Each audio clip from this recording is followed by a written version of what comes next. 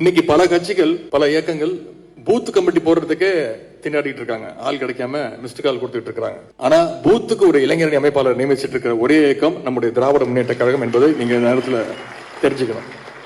கலைஞருடைய நூற்றாண்டு சென்ற வருடம் தலைவர் நமக்கு நிறைய பொறுப்புகள் கொடுத்தார், நிறைய டார்கெட் அச்சீவ் பண்ணணும்னு கொடுத்தார். அதுல மிகவே முக்கியமான பணி கலைஞர் நூற்றாண்டு நூலகம், லைப்ரரி. தமிழ்நாட்டில் இருக்கக்கூடிய அனைத்து தொகுதியிலும் ஒரு தொகுதிக்கு ஒரு நூலகத்தை அமைக்கணும்னு சொன்னார். இந்தியாவில் எந்த இயக்கமாவது இப்படி நூலகத்தை அமைச்சு மாணவர்கள் படிக்கணும், போட்டித் தேர்வுக்கு தயாராகணும், பொது அறிவு வளர்த்துக்கணும், அரசியல் அறிவு வளர்த்துக்கணும் அப்படின்னு செயல்படுற இயக்கம் எங்கேயாவது இருக்கான்னு நீங்க யோசிச்சு பாருங்க. நூலகம் திறக்கணும் இளைஞரணி சார்பா அப்படின்னாங்க.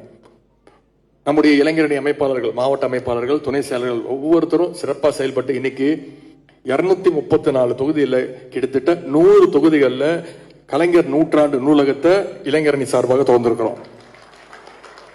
இன்னைக்கு நம்முடைய வலிமையை பார்த்து பல எதிர்கட்சிகள் பல்வேறு குற்றச்சாட்டுகள் வைக்கிறாங்க, புலம்பிட்டு இருக்காங்க. நம்முடைய வளர்ச்சி பல பேர் கண்களை உறுத்திக்கிட்டு இருக்கு.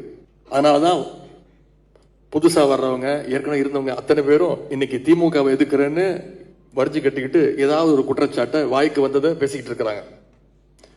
குறிப்பா எதிர்கட்சி தலைவர் திரு எடப்பாடி பழனிசாமி அவர்கள் நம்மளை விமர்சிக்கிறது, அதுவும் இப்ப குறிப்பிட்டு சொல்லணும்னா ஒரு 4-5 நாட்களா அவருக்கு நான் மட்டும்தான் தெரிகிறேன். தலைவரே மறந்துட்டார். அவரு தலைவராங்க கடைசியா தான் உள்ள இறக்குவோம்.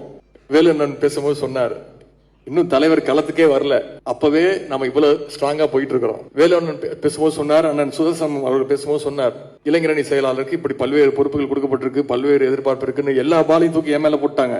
அவங்களும் எல்லாரும் களத்துக்கு வரணும், நீங்க உட்பட அத்தனை பேரும் இன்னைக்கு களத்தில் இருக்கணும். அதுதான் இளைஞரணிக்கு நீங்க செய்யக்கூடிய ஒரே பணி. அதுதான் நமக்கு வெற்றியை கொடுக்கும். அதுதான் மக்களுடைய நம்பிக்கையை நம்முடைய திமுக பக்கம் திருப்போம். மக்கள் தயாரா இருக்காங்க, மக்கள் நம்பிக்கையா இருக்காங்க. நம்முடைய தலைவர் அவர்கள் முதலமைச்சரா 4.5 வருஷத்துல நல்லா செஞ்சிருக்கிறாங்க, இன்னும் நல்லா செய்வார், அவர் தான் முதலமைச்சரா வரணும், இன்னும் நல்லா செய்வார் அப்படின்னு மக்கள் உறுதியா நம்புறாங்க. அது நம்ம அவங்க கிட்ட ஞாபகப்படுத்திக்கிட்டே இருக்கணும்.